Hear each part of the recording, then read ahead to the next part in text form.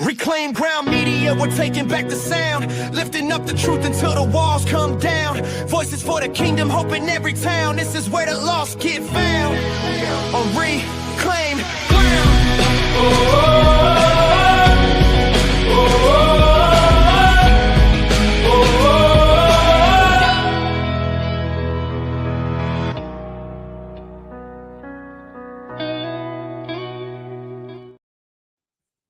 Hey everyone, it's Brian Shoup. We are here with Reclaimed Ground. We are so excited tonight. We are going to focus on the helpers that are here in Delaware. Now, the past couple shows, we have talked about the state of Delaware and how they're helping people, and sometimes how that help is getting in the way of people as well. But tonight we are going down to the ground level, and we're talking to organizations throughout the state that are helping people with a hand up. We are going to talk with Love Inc. and we are going to talk with Redemption City. Both of these organizations are from Seaford, Delaware, in the southern part of the first state. And they are doing amazing things, reaching out to people, helping them, and looking at the deep root causes of what it takes to not just be empathetic for what the causes they need and the help that they need, but truly show love and service towards the people here in the first state. Now, I want to give you something, a little bit of, while we wait for people to get on, I want to give you a little bit of a funny story. You may see that I look a little bit tired today. I had a sleep study last night. I don't know if anybody's ever had a sleep study before. And if you have, please put it in the comments so I don't feel like I'm the only one that maybe has had this done before. But my wife had urged me for a couple of years to get a sleep study because I kept snoring, and she said, and you keep waking yourself up when you snore. And I never got it done. And then both of my parents got a sleep study done. So I said, hey, maybe it's something hereditary. I should get it done. And two things that were interesting to me, they hook up, if you've never got it done or you don't know about it, they hook all these electrodes to you and they put the strap around your chest. And the one thing that I really, this person says sleep studies are underrated. Had one at 15. That's so great. Thank you, Giovanni. But it was great. The first thing that I thought was amazing was that they tucked me into bed, and I was like a little burrito. And I was like, man, I haven't been tucked into bed in 30 years. Like I haven't been tucked into bed since my mother tucked me into bed 30 years ago. It was the greatest feeling ever.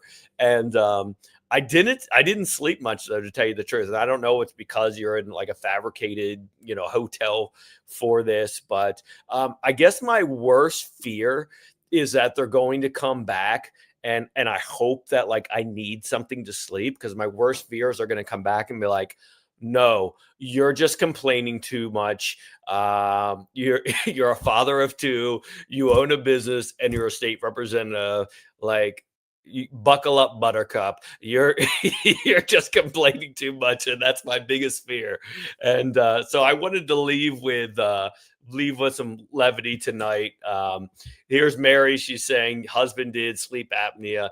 That's what my wife's saying, is I might have sleep apnea because I snore so much. And again, I kind of hope it's that, because I'm hoping that I'm not this tired just based on what I do every day. I'm hoping there's something for me, and I'm not just being a little whiny kid that two kids and two businesses and being a state representative would make me this tired. I hope there's some hope for me, and I can have more energy. But getting to having energy, I want to bring on two individuals, a husband and wife, down in the Seaford area that have so much energy. I met Miguel up at Legislative Hall. He's part of the pastor team that comes up to Legislative Hall and prays over us. And his wife, Catherine, they are the organizers of Love Inc. And this is the first organization that we're going to talk with this evening. Hey, guys, how are you doing this evening? Hey, good. So I was amazed. I came down to Seaford today and met with both of you. Miguel, you gave me a tour of Love Inc. in the facility.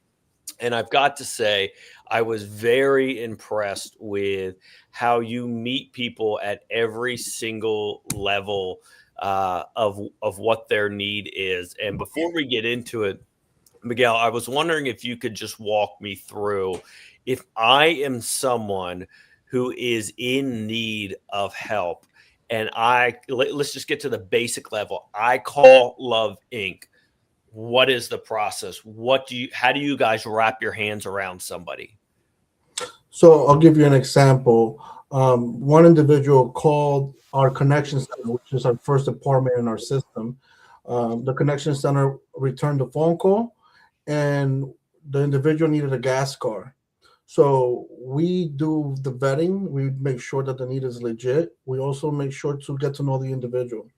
This individual then we found out she needed a gas car to go to work. We verified with her job, and then we found out she lived in her car.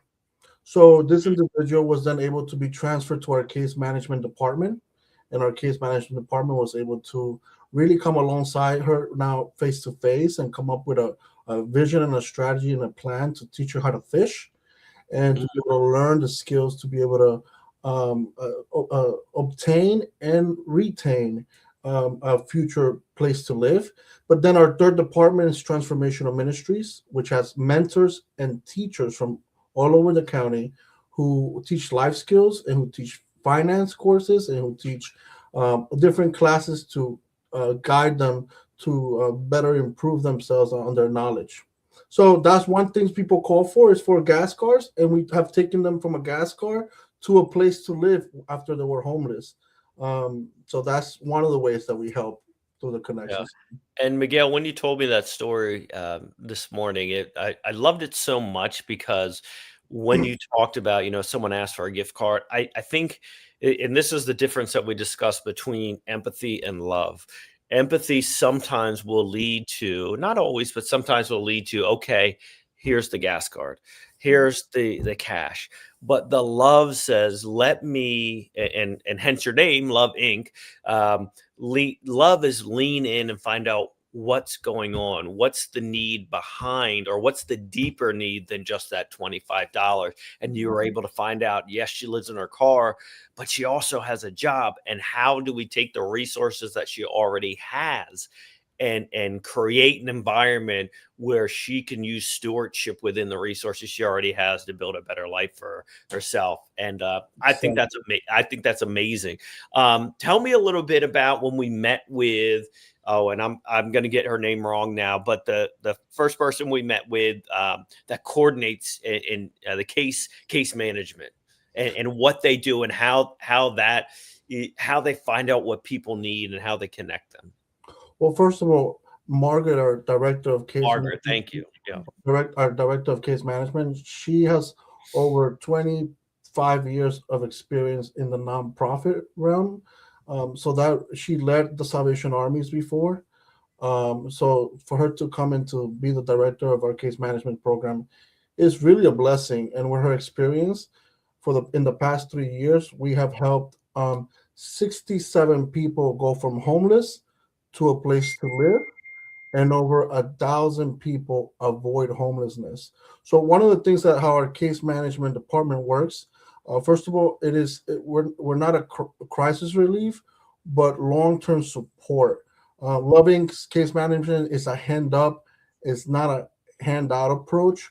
And walking alongside the neighbors who are ready to invest in a small step towards lasting stability. Basically, they have to put in the effort. We have to see the effort on their side, and Margaret will really come alongside them to build a vision, a strategy, and goals to accomplish that step by step. It is a holistic from the start. It begins with a discovery meeting, as she was mentioning to you, to understand their full picture. Is it housing, income, documents, support barriers? What is it that they really need? But most importantly, it's action oriented and practical. Meetings focus on achievable real life tasks like budgeting, credit repair, job searches, houses applications and documentations. It is designed to fit into every day responsibility, and structured, but it's flexible, which is important for our neighbors. Support is tailored through 3 timelines: intensive, non-intensive, or monthly check-ins. And we intentionally invite neighbors into growth opportunities such as life skill classes, mentoring and connections to local congregations. This supports our offer and are meant to foster healthy community encouragement and long-term support beyond case management. So our case management department is not on its own. We do have our third department that's called Transformational Ministries, and we have over 15 mentors from different churches all over the county, and we have teachers who come alongside case management so that it can be a village helping the individuals and not just the 2 case managers that we have here in Sussex County. Yeah. Thank you for going over that, Miguel. And how did you get started with Loving? Tell us a little bit about your background and your story. Yeah, well, my wife and I were Salvation Army pastors, officers, and we were stationed here in 2018. And we really felt that the Lord wanted us to stay here in Sussex County, here locally. This county is very special. We knew that churches want to work together, that believers want to unite, and here comes Love Inc. We have a board member currently, Jeff Banning. He's the ex-owner of Trinity Logistics. He's been a mentor of mine since 2019, and he was involved with Love Inc. and he came and he offered me the position, and it took me 3 months to say yes. My wife was 8 months pregnant, so it took us 3 months to say yes to such a big decision and leave so much behind.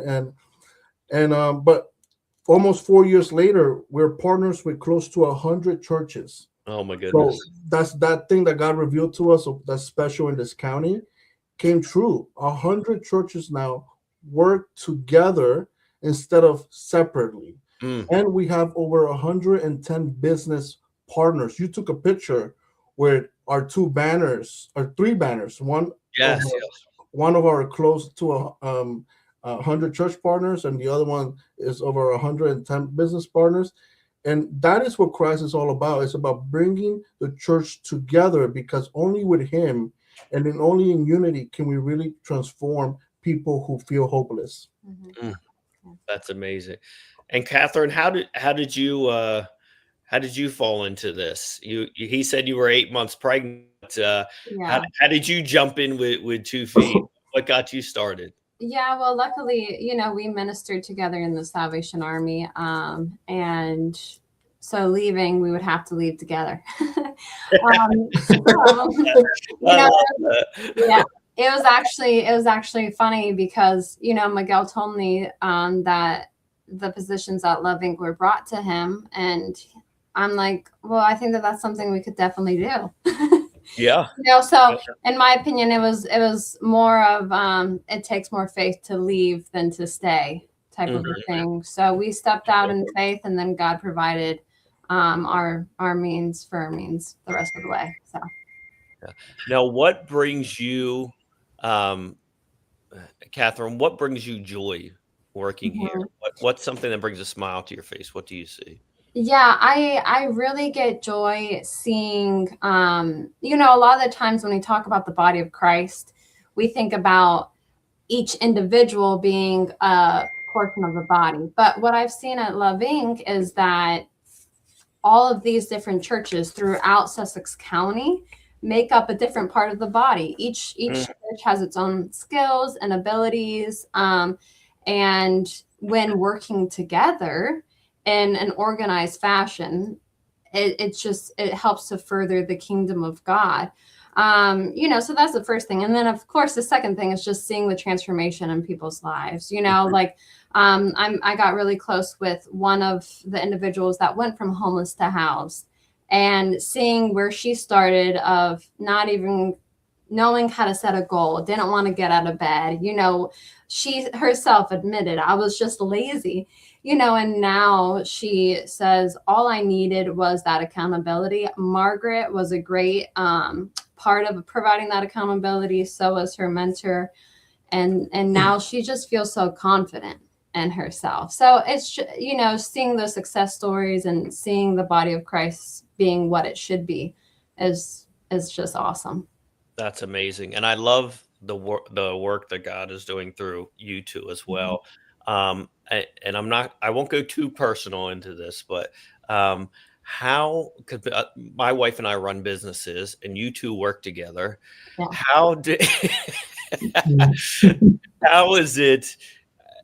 How is it working together every day, and also being a married couple, and how do you bring God into that relationship, not only at work but at home, because many people have to do the same? So what is your advice for people that are listening tonight? Stay humble. Yeah. Really, that's no, but for me and Miguel, I think God knew exactly what we didn't have. And then he gave us the person to fill that gap. So my strengths are not his and his strengths are not mine. Same with the weaknesses. So I think it's, honestly though, just staying humble and being able to let the other person lead where their strength is, and back off when you need to. Yeah. And we like each other. Yeah. That helps. Yeah. That always helps, right? that helps tremendously, and it's all about Christ and us working together. It's more unity, right? And the mission of Love Inc. is to mobilize the church to transform lives in communities in Jesus' name. It's all about mobilization. So having over 200 active volunteers and a roster of 500 volunteers, we just want to say thank you to the Sussex County community. We're located in Seaford, but we are everywhere. We have close to 100 church partners. So if you need help in Long Neck, in Rehoboth, in Milford, Bethany, Georgetown, anywhere, we are just a phone call away to helping people with the right resources for them to connecting them to a church. We also oversee Co-Purple in Sussex County. Locations, 2 in Milford, where you're located, one in Georgetown, 2 in Seaford, 1 in Bethany. And last year, the Bethany location helped 4 people who were staying in Co-Purple with our case management go from homelessness to a place to live. So in 2 months of Co-Purple, people who just were looking for shelter ended up finding a place to live.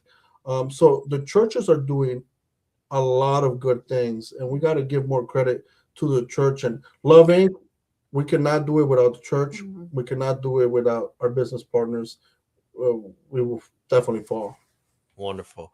Thank you. Now I'm going to bring on Greg for a minute. He says he's got some stories. This is Greg. He's our producer for Reclaim Ground Media. This is Miguel and Catherine. I actually went down and met them today at Love Inc. down in Seattle. Absolutely amazing people. And I was listening to your story. Thank you for all that you're doing to help the homeless community. I wanted to share with listeners a few stories of working with the homeless over the last decade or so. Things that have happened in my life to maybe inspire people to get involved in helping you, as well as other groups that we have throughout the state of Delaware. The first story that I'm going to share, I have 2 that I want to kind of push out, especially with the weather that's going on. I think it's really important. But the first one is, I was in school teaching my first year, and there was a student that was distracted on his cell phone, and I was getting angry because we were in the middle of production in our television studio. And the first time I told the kid, put your phone away. And the kid wouldn't put his phone away. He got distracted again. It messed up the production. The third time he messed up the production, we're almost done class, and I got to get the morning show done for the next day. And I snapped. And I was like, you're ruining the production for everybody. Put your phone down, get on the teleprompter, do your job. And the kid got up. The kid shoved me into a wall, went out into the hallway, punched the hallway, threw open my door, put a hole in the wall, punched the lockers, blood everywhere. And all I could think was, oh man, this kid lost it. I never saw that kid again. And the reason I never saw him again is when I went to the guidance counselors and I said, hey, so-and-so flipped out he hasn't been back in my class. I'm really concerned about him. They said, Greg, he was waiting for a call from an agency. He had been homeless for 2 weeks, living outside. And had I understood the lessons that I have now learned over these years about what homelessness looks like, I would have been a lot more prepared in order to help that child. And it has reshaped my entire teaching career after that moment. Wow. And I wanted to share that with people because the lesson that I got from the homeless community was down in Newark, Delaware during a Code Purple. And I was making backpacks with my church at St. John the Beloved. And the whole community was doing a great job with backpack ministry. We had YouTube videos. It was really a special time period when I worked there. And, got stuff to Family Promise and really great organizations that are helping the homeless. But I go to this Code Purple down in Newark at this church, and I had called ahead, and they're like, oh, yeah, they'll be there. The pastor will check you in and everything. This gentleman, I had the greatest conversation with the entire night, hand out the book bags to everybody. And he's telling me midway through these stories about, hey, the problem with homelessness now is the fact that with all these organizations, you can't tell who's homeless when you see them. You'll go into a diner on Main Street in Newark and you'll think that that person has it together because of what they're wearing, but they just collected money recently and they're just having their meal, but they're going to sleep on the street. And I noticed that this guy had a bandage around his hand, and I thought he was a church worker. I was convinced he was a church worker. And he floored me when he says to me, he goes, I got this 2 nights ago. I just got out of the Christiana hospital. And I was like, oh, well, what happened? He goes, well, I fell asleep outside and it snowed. He's like, I got frostbite.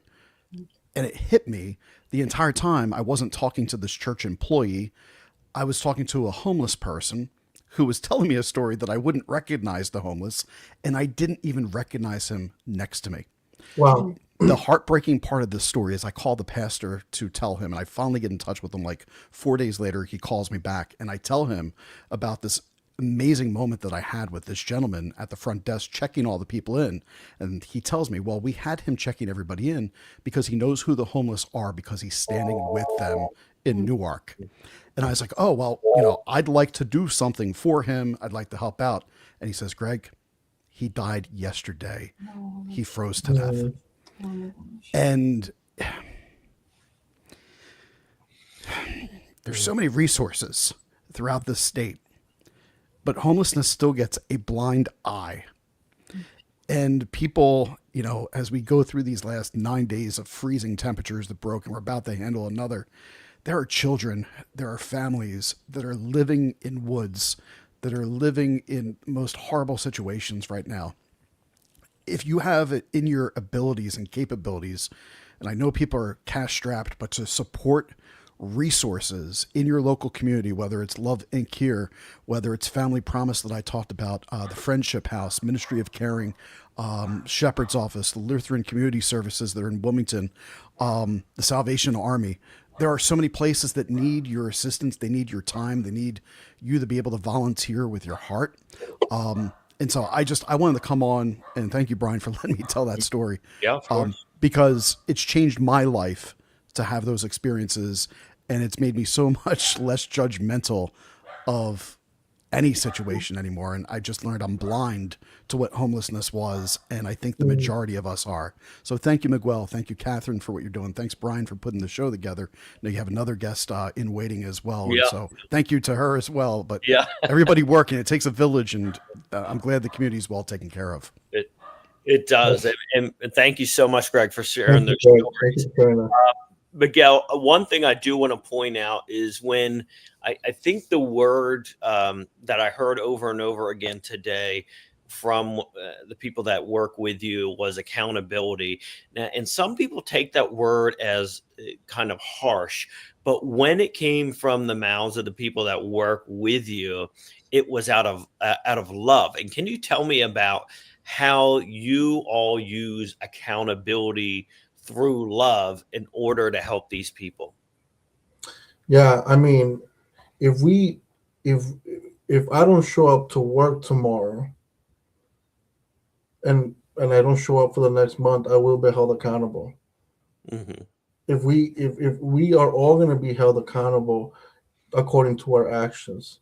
So accountability is, we try to teach our neighbors who come to our program, is you are gifted, you were created with a purpose. You have to learn these basic skills. You have to learn some financial skills. You have to learn some life skills so that you can be able to fulfill the purpose God has created you for. And here we are, because we know it's probably not something that's been taught to you, that you've been through a lot in your life. But here we are to tell you it is possible. Here we are to tell you that that we have a body of believers that is willing to come alongside you step by step to teach you all these skills. All you have to do is to want to desire to learn them. So if we just put somebody in a place that's homeless, and we just put him in a studio apartment, and they don't know how to apply for work, they don't know how to go to an interview, they don't know how to pay their bills, they don't know how to do any of that. We're hurting them instead of helping them by putting them in a place. So accountability to us is all about making sure that they know that they were created with purpose, and that purpose needs to be taught, and they have to desire that purpose. That's amazing. Catherine, before we get to the next guest, and thank you all so much for being on here tonight. Is there anything that you want to share about Love Inc., or anything you want to share about the mission that you two and the people that you serve alongside are driving? Yeah, I mean, we hear stories that are really heartbreaking, right? Of homeless individuals, or those that are struggling maybe with food insecurities. And I think the majority of us, we want to help, right? Like we want to help. And I would just encourage anybody that just feels that yearning in their heart to help, reach out to Love Inc., because there's so many different opportunities. You might feel like, who am I? What do I have to bring to the table? But if we all just give the little bit that we have, and volunteering, whatever it might be, makes a big difference. So I would just encourage all of those that feel like they want to be able to make a difference to just get in touch with us. And then also thank you for all of our partners that are currently making that impact. So. Yeah, and I will say, to the point of getting in touch with you, you guys get in touch with people right away. I didn't tell you the story while I was there, but actually the 2 days before I came down to see you, there was a gentleman outside. I was filling up my car after I came home from Legislative Hall. There was a gentleman looking for a place to stay the night. He was homeless. He was outside of the Wawa, and I looked up Code Purple, and it gave me a number. I just ChatGPT'd it. It gave me a number. I called it, and it happened to be Love Inc. was the number that it gave me. Yep. And I called, and I guess it was late at night. It was probably like 9 o'clock, and nobody answered the phone. And then maybe 30 seconds later, I got a text message, and it said, "How can I help you? Can I call you?" And then somebody called me, and it was like, oh my goodness! I didn't expect anybody to call me. It's 9 o'clock at night. I had no way to call like the church that it was in, but it was great that resource was there at 9 o'clock at night to give me answers to see if I could find a shelter for this gentleman that was just sitting outside of Wawa. And at that time, it was like 19 degrees outside. So it was great. Yeah, it was wonderful. But thank you all for coming on tonight. We have another guest, Redemption City, who's also in Seaford as well. I had an amazing time meeting with you guys. Had an amazing time going over what you're doing across the state of Delaware, and I cannot wait to lean in even more and help out. If any of our guests that are listening tonight want to help, want to volunteer, have the resources, either money, either time, ideas, please reach out to Love Inc. If you are in need, reach out to Love Inc. and start the process. You can go to loveinc.org is probably the best place. LoveDelmarva.org is the easiest to remember. LoveDelmarva. Thank you. LoveDelmarva.org. Thank you for that correction. You go to lovedelmarva.org. and you can find everything right there. And especially if you're watching on online right now, that's probably the easiest way to contact individuals. Thank you. This is why Greg's here, because it makes it a lot easier for you to visualize and see it. So thank you all. You can become a volunteer. You can schedule a tour. You can become a business partner, and you can help. Mission Code Purple's at the top if you need to know more information. While, like Greg said, it's still cold out there. If you need a place, if you need people to get placed as well. Gio, who is one of the people I met today, says you can leave a message at this number as well. Thank you, Gio. Great to meet you today. Thank you so much to Miguel and Catherine. Thank you so much for the tour. Thank you for meeting you today. I can't wait to see you guys again. Thank you for being on tonight. Thank you. Thank you, Brian. Take care. God bless you. Yo, God bless you. Thank you so much. Greg. Take care. Bye. So next, we are going to have an organization on board. Renee's going to be here.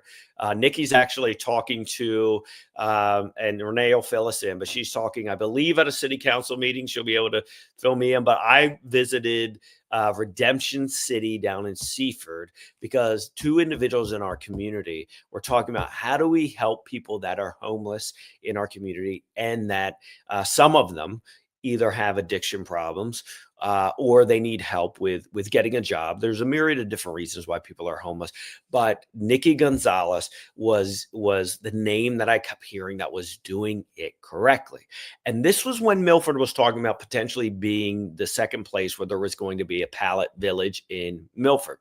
And we were talking about the pallet village of, will there be a place for these individuals that we can look at the root causes, just like we talked about with Loving? How can we help with the deeper causes? Because homelessness is something that happens to people, but there are causes behind that we can help with, to address, to help them become independent on their own. And yes, it will take time. Yes, it will be work, but there are people that can help them. So Renee's going to join us here. Hello, Renee. Thank you so much for being on. Hi. Now tell us a little bit. I know Nikki's got a busy night. Yeah. Nikki's got a busy night tonight too. So tell us what she's doing tonight. We both actually are at the Golden Eagle Diner in Seaford. We were invited to speak with the Seaford Kiwanis Club, and the meeting or our speaking engagement had not yet started. So I'm in my car. For that reason, I'm very sorry. So but she's actually inside right now. Yeah, so she's inside talking. I told her I would jump on here, but I did also invite her to jump in the car if she wants. Oh, wonderful. To, if she finishes, able to join the conversation. You know what's funny is you're apologizing for being in your car, and I'm like, that's great. Like I'm so glad that you guys stepped out of the meeting. That's amazing. Thank you so much. Now I went down to Redemption City. I went down to Redemption City because your name precedes you. I had two people in the Milford community that said to me, this is a place, Kim Wells and also Trish Marvel, and they said, this is a place that you need to look into because they are doing things differently to help people. So let's start there. Renee, tell me how Redemption City, how are you helping people differently than maybe a pallet village or something that just focuses on that shelter for that one night or maybe that 1 week? Yes. So I think it would probably help to know a little bit more about Nikki's background. Perfect. She actually started, she was running Code Purple in Sussex County. She did that for 9 years, and really saw where, just sheltering people isn't getting to the root cause of homelessness, and it wasn't helping people disrupt that cycle. A lot of the folks that came through were chronically homeless, meaning just long-term preferred to be homeless or whatever their situation was. And so it was on her heart for many years to establish Redemption City, which is a multi-phase approach, but it also it identifies what exactly, is causing the homelessness in the first place, housing them, creating that, the safe place So providing dignity and safety first so that we could begin to kind of peel back the layers of the onion and figure out what's going on here and how exactly we can help fix or redirect whatever is happening to cause a person to be homeless in the first place. So as far as what we're doing, when we started, there was such a need for getting people off the streets and providing them with housing. So we started.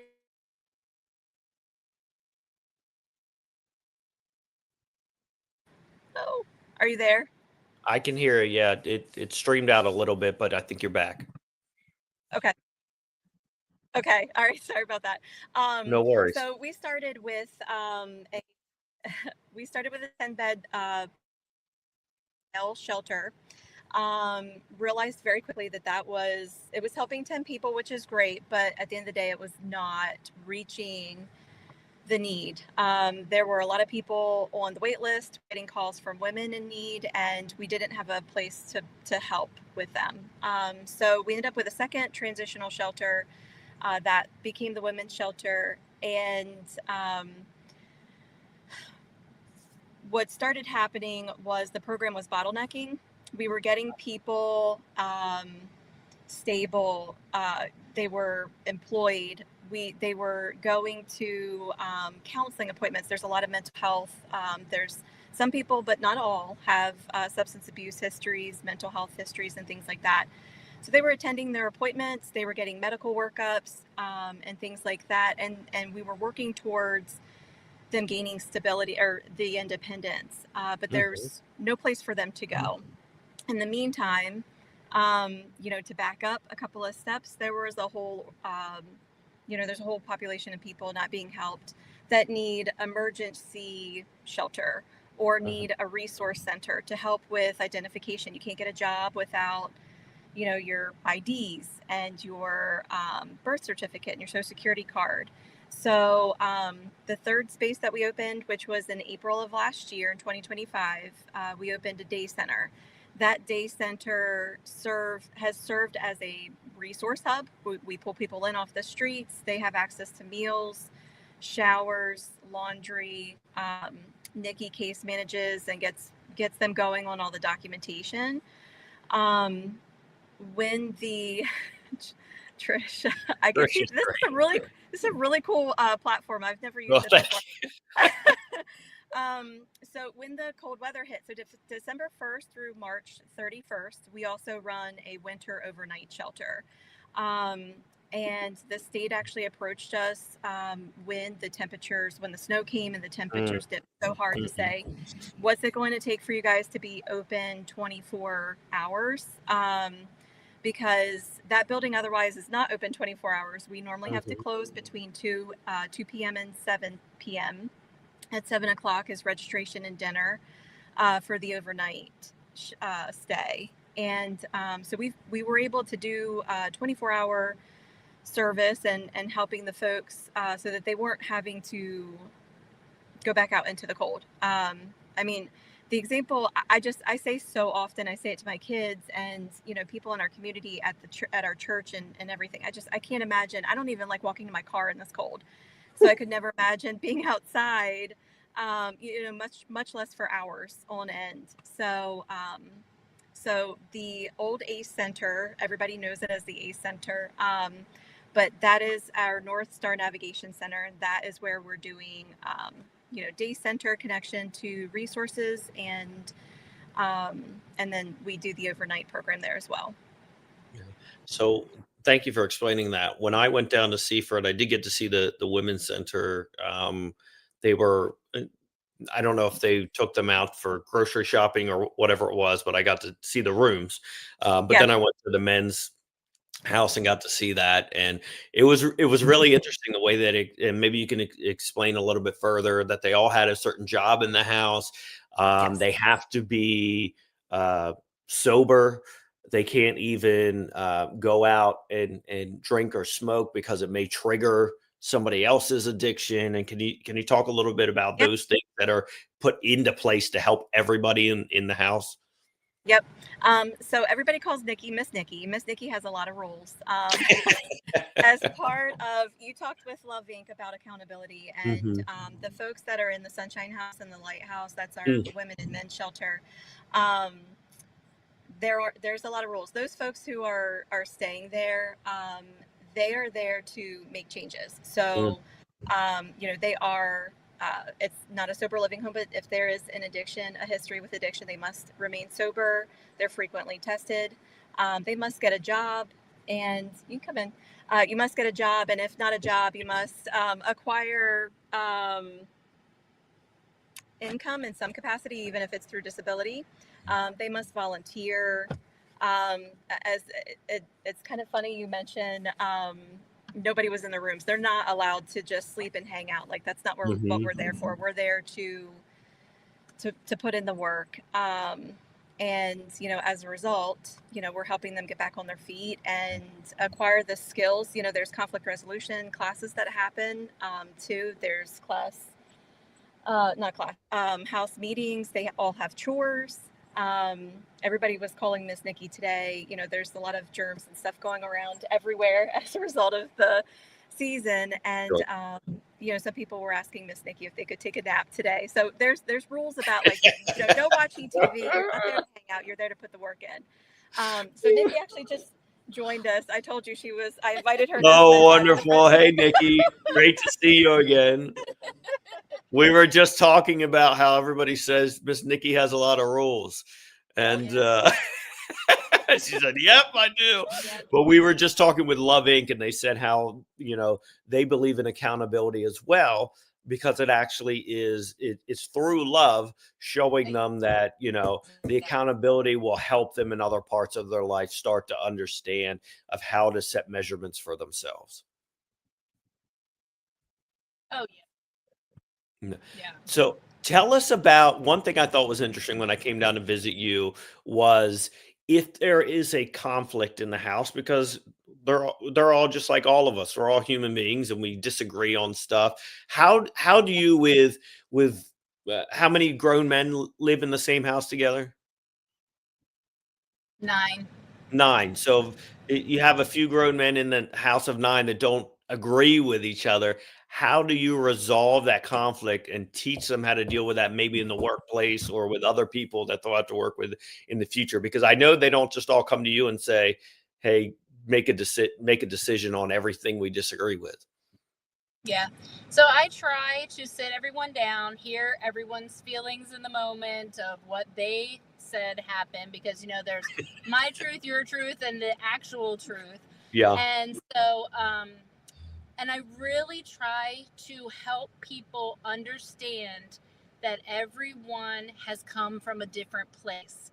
So they might not have been taught like you how to be a man or how to clean or what, like, you have to think about, this guy has trauma. His parents weren't there for him. He's been in 10 group homes. What do you think he learned? He didn't learn the same thing that your father taught you. So you really try to help people empathize and put them in the other person's shoes first. And then you say, okay, what can we do different next time? Now, there are sometimes I'd be like, no, this is not acceptable behavior. We will not do this ever again. But it's really about teaching them how to think, right? How to think about what happened. What could I do differently? How does that other person feel? What does this look like when I get a job? I can't cuss out my boss. Like, these are the things that we can't do.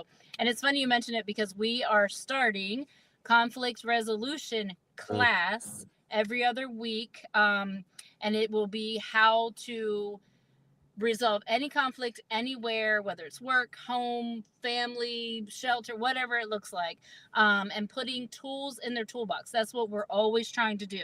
What tools do you need to be successful when you leave here? Yeah, that's great, and I think it's the principles that a lot of us need to live by as well. Because I come back to a lot, even being a small business owner, that not everybody starts at the same baseline. Yeah. And so when you're explaining something to them or you're trying to get on the same page, sometimes they just don't know. They haven't been taught the same things. And also with us, even as Yep. the owner, I haven't been taught the same things that they've been taught. So sometimes I've got to say, okay, why am I thinking differently than they're thinking, and Yeah. how do I create an environment to how do I do better in order to teach them what I need to Right. teach them? Yeah, exactly. Um, Yeah. so tell me a story. I know you probably have one that's one of your favorites about how and shares how Redemption City really works. I think uh I mean, like, I could go back to a gentleman, John, and he came in off the streets. He passed out his first day there. We didn't know he had any medical issues. Seemed like he was probably a drinker before he came to us. He was in his late 60s. He turned 70 while he was with us. He needed a whole new hip. He became, well, he didn't become, we got him diagnosed with diabetes. I went through every doctor. I knew more about that man than I ever should. Hotel stays or hospital stays. Doctor's visits. I mean, every single thing, because he was never going to succeed until we got his physical being right. I mean, like, and Sure. so he was with us 2 years. Yeah. Yeah. So, but during those 2 years, we got his diabetes under control. He stopped smoking. He got his hip replaced. So we had home health care in for him multiple times. And then as we're doing all this, we're putting him on waiting lists for low income senior housing. And finally his name came up, and he's still 2 years in, he's still at the low income housing. So, you know, he's still doing well. I think another John, that's funny, that you met, I think, Brian, while you came and did a tour. He was a veteran. He was from Milford. He needed a place to stay. And we were able to give him that. He had some mental health issues. We were able to allow him to come into a place and not have chaos. I don't put up with chaos. And then, you know, got him back on track, got him back physically, mentally, and then went ahead and then he got into an apartment through Veteran Services. It's just about having the space to work on the things you need to work on while having the structure. You need structure. If you don't have the structure, nobody's succeeding at anything. You're not meeting goals. You're not progressing towards the things that are going to help you stay healthy and housed when you leave us. Now, I have to be perfectly honest with you. When it comes to making appointments, taking my kids to the doctors, I have unconditional love for them. And at the same time, I do not enjoy scheduling, and they're only 6 and 9, so it's very easy in retrospect to do that. What calls you? What is your calling, or what drives you to want to do this for complete strangers? Yeah. So I believe that the Lord has put this in me since I was a child. I was the kid who would babysit your kid at the beach when I just met you. And that literally happened. Somebody asked me to babysit their kid on the beach. And I was just like 10, right? The bus driver, my mom and dad just saw my elementary school bus driver, Miss O'Day, and she remembers me. And I don't say this to be like, but she remembers I was helpful to other people. I don't remember this. I was behaved, but she remembers me helping others. And then I was a freak because I would line up all my stuffed animals and put blankets on them because I wanted to make sure they were warm. I had papers in high school that mentioned maybe working with homelessness. I didn't remember that when I started doing this. I found them in my attic. And then, you know, I get married young, have children young, wasn't really on the right path. The Lord got me on the right path. 6 children, so I'm used to managing lives. Right? I'm used to managing a household. I said, there's no better training than having 6 children when you're going to run a shelter. And it just kind of the Lord just allowed me to have the gifts because he gave them to me. They're gifts from him to take care of his children that he created. I don't care if you like everything they're doing or not. That doesn't negate that he created each one of them. Yeah. Oh my goodness. That's amazing. I see the same thing in my daughter. She's 9 years old, and I see the same gifts in her, even at that, even younger than she is now. She's always been the helper. She's always been the one taking care. Even when she sees like babies that she doesn't know, she'll go up and try to pick them up and hold Right. them and make Yeah. sure they're okay and walk them down the street. And so, yeah, it is a calling for Yeah. sure. And, God and to created your us with a purpose. Yeah, and to your statement about, caring for all people, they're all God's children. I just read today in Matthew 13, 20, I think it's 23, about the wheat and the weeds. About, we don't know which ones are the wheat, and we don't know which ones are the weed. So Yep. take care of all of them until the harvest time, and it's Right. God's decision to point the justice of where Yep. it goes. Right. How do what as a because I see that you guys continue to grow.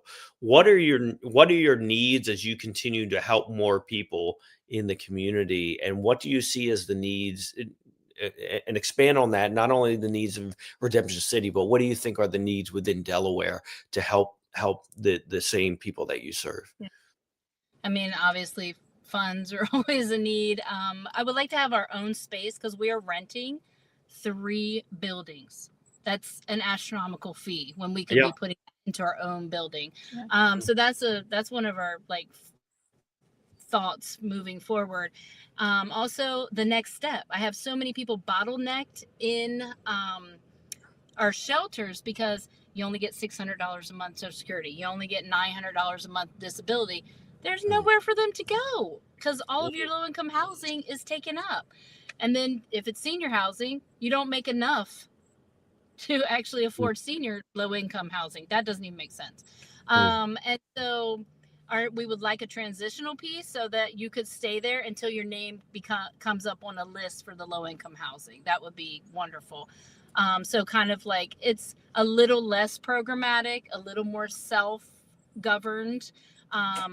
We wouldn't have, obviously sober living is important and no overnight guests. That would be kind of the next step. Those would be the 2 main rules. Keep it clean.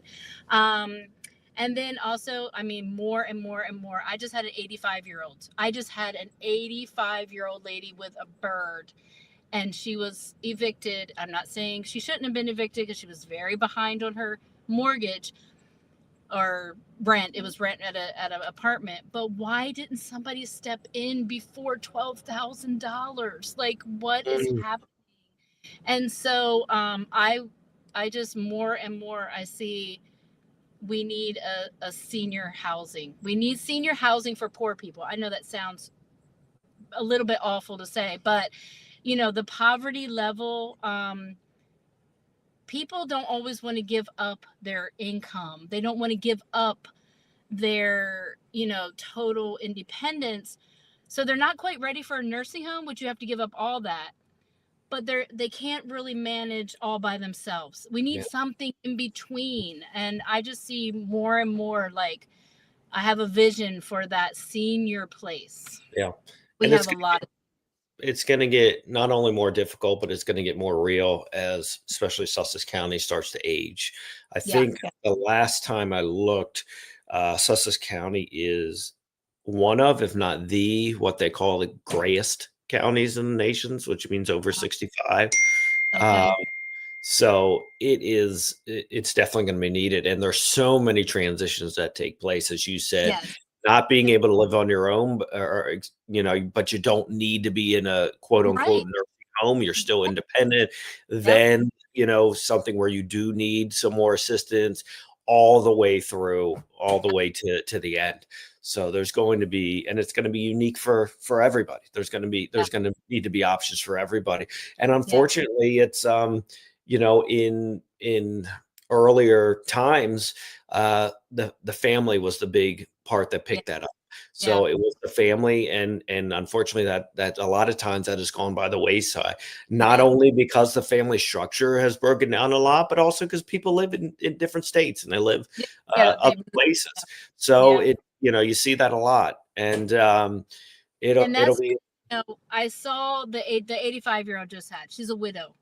We are supposed to, as Christians, take care of our widows, and she has some mental health, and that's okay. It's okay that we take care of people who aren't exactly, the joyous people in the bunch. We have to take care of our widows, our elderly, and I know a lot of people. What is the state doing? What's the state doing? Well, if the state's going to help, that's fine. But what are our churches doing? What are our churches doing? Because it's the church's mandate to take care of the elderly and the widow.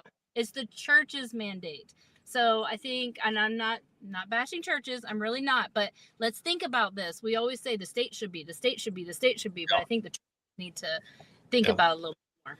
I just had I went down to see Loving today. I was in your neck of the woods, down in Seaford, and one of the questions I asked for Code Purple was, what is, and we're trying to determine this now, what is the barrier for Code Purple to be placed into churches? And one of the things they said is once they get a Code Purple, they'll have it for a very long time, and they think it's initial fear of saying, what if something is wrong, or what if someone gets hurt or something in that nature. But we really, when we have these programs and we go to churches and we discuss them, we also need to think like a business or even a sales team of like, what is that barrier? What is the reason that people are saying no, churches are saying no over and over and over again? And what are the ways that we can meet them in the middle and say, okay, we're gonna create a plan and either to meet you here, because we understand that this is a big barrier to all of you. And hopefully we can start to have those conversations. Say, look, I know you're not 100% on this. Why and what can we do? Because this is something that as Christians we all believe in and we all want to do. So how do we get to a place where we can get over this fear and do it?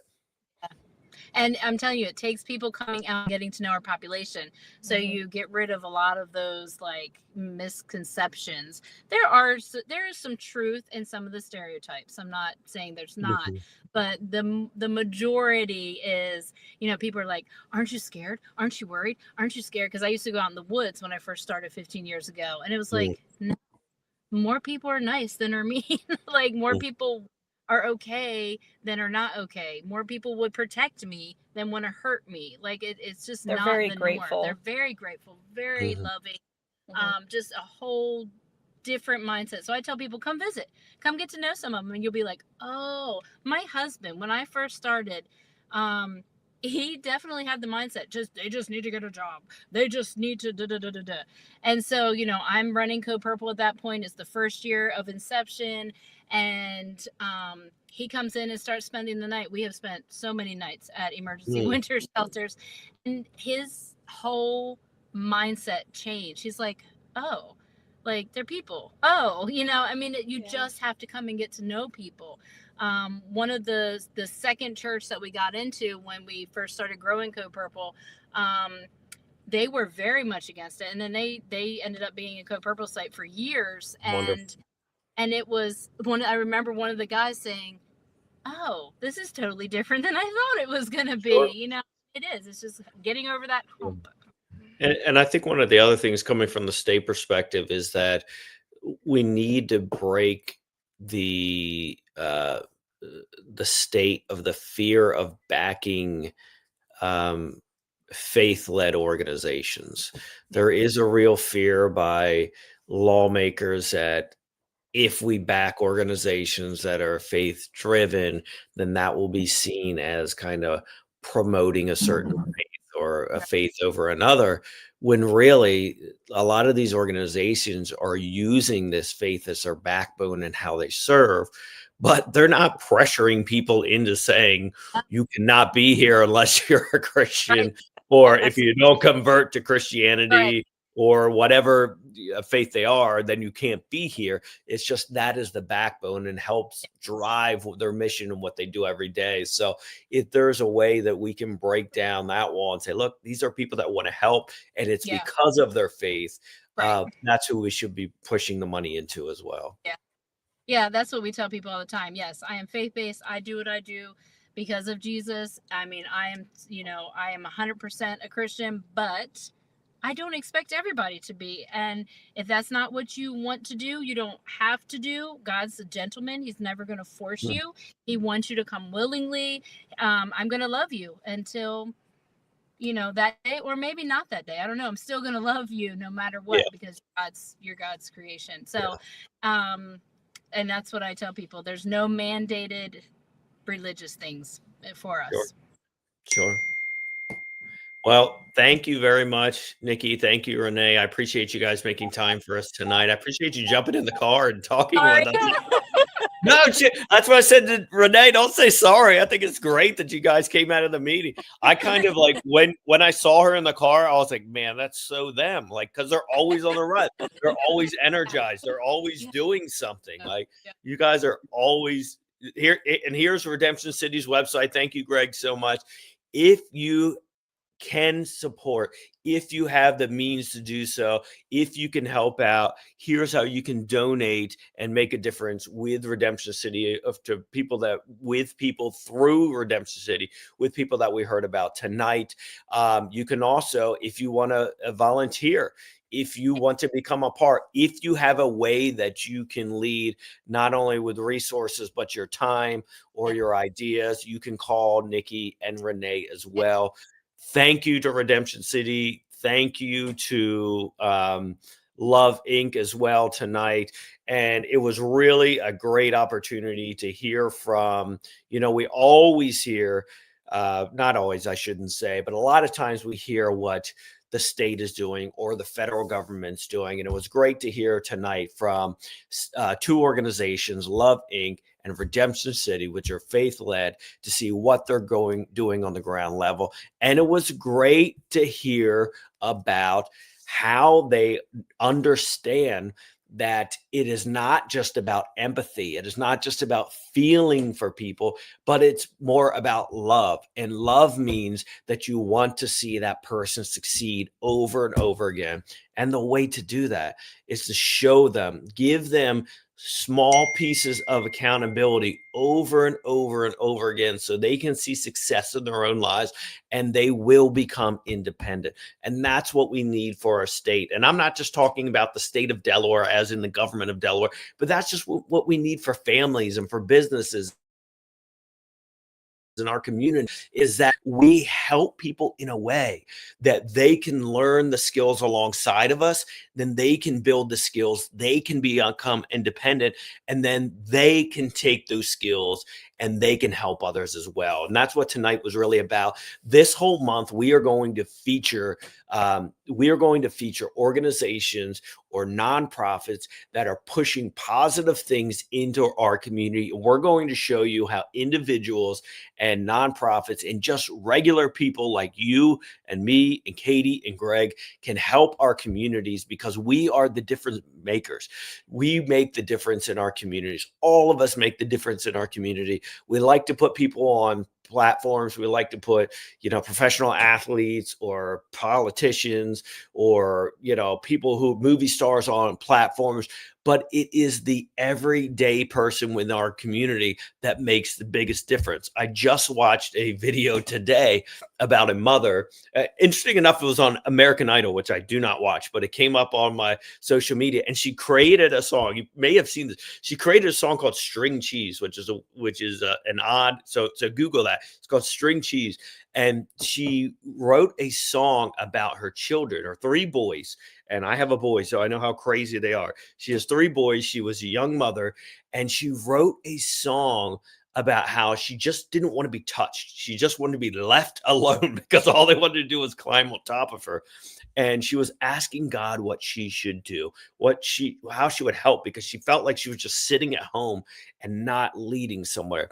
And God reached into her heart when for her third boy, they're crawling all over, asked her for a piece of string cheese, and God reached into her heart and said, the biggest ministry you can have is right here with your 3 children.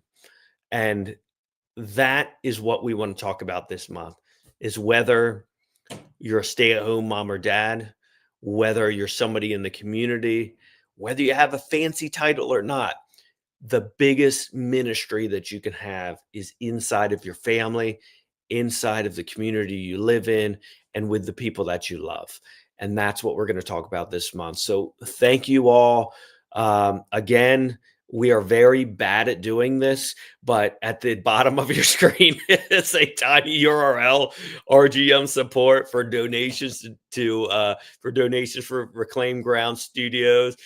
Katie and Greg and I are doing this because we're having fun, and we always forget to ask for donations because we just love it so much. But it's just been a pleasure of ours of doing this for the past 2 months. And we love doing it. I promise we'll get better at making the pitch for donations so we can reach further, but we are reaching an incredible amount of people. I had a video the other day about the governor. He was interviewed on a national news station, and I played the clip about him being asked whether we are a sanctuary state or not. And he said, well, it depends on what the definition of sanctuary state is. And we got over 270,000 views on that one video alone. So we are getting a lot of views between myself, Greg, Katie, and Reclaim Ground Media. And we're going to keep going. We're going to speak the truth. We're going to bring in who the real helpers here in Delaware. We're going to have the real tough discussions. And thank you all for joining us tonight. And we will see you next Wednesday. Reclaim Ground Media, we're taking back the sound, lifting up the truth until the walls come down. Voices for the kingdom, hope in every town. This is where the lost get found. On